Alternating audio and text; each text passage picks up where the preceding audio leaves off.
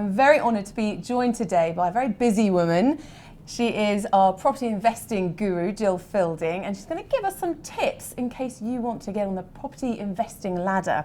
So thank you for talking with us. You're welcome. So what are the top tips really for somebody who's maybe never invested in property but feels like it's something they want to do? Well, I'd say there's three top tips really, and the first one is do it, because it's wonderful. I've been a property investor for nearly 40 years. It'll be 40 years this year. And when I first got started, I had to work really hard and concentrate and save up, and I got over-involved really, but that was the start of my wealth nowadays, and I've been a property investor, still investing today. So first one is do it, do it, do it. And over the long term, we know that property rises by about 10% a year on average, and we have about 1,000 years worth of history on that. So you know, that's a pretty secure investment. So do it is number one.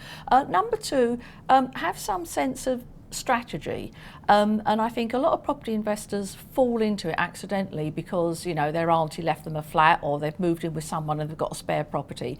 But actually having a strategic purpose to it makes it more professional, makes it like a business. So treat it like a business and as a grown-up professional thing. Get yourself qualified if you can. So treat it with respect and have a strategy. Because you want to be a good landlord as well, don't you? Absolutely. I mean, the demonisation of landlords is a common topic, certainly in the media, and we're not all bad people. Some of us are really nice and look after our tenants and do lots of things with charity and hospitals and churches with property. So there are lots of really good socially aware initiatives you can take.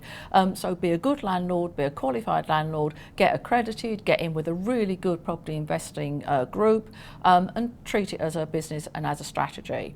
And then my third top tip is go where there is demand. Yes. So many people come up to me and they say, I bought this fantastic property and now I can't get a tenant. And I think to myself, well, why did you buy it then? Because the idea is get your tenant, get your customer, get your demand first, and then you fulfill that demand with a great property. So they're my top three tips. And that's all about doing homework, isn't it? It is. You have to do and can do quite a lot of homework even before you leave home. You know, most of my property research is done, you know, in our spare bedroom when I've got my fluffy slippers and my mug of tea. You know, so it doesn't have to be sophisticated at all. And I research whole areas, I research prices, I find my demand, I even place adverts for potential tenants. I do loads and loads of work before I even get the car out. So, you know, that's an important part of property investing. So do your research and do it well. So one of the other tips is wear fluffy slippers yes. as well.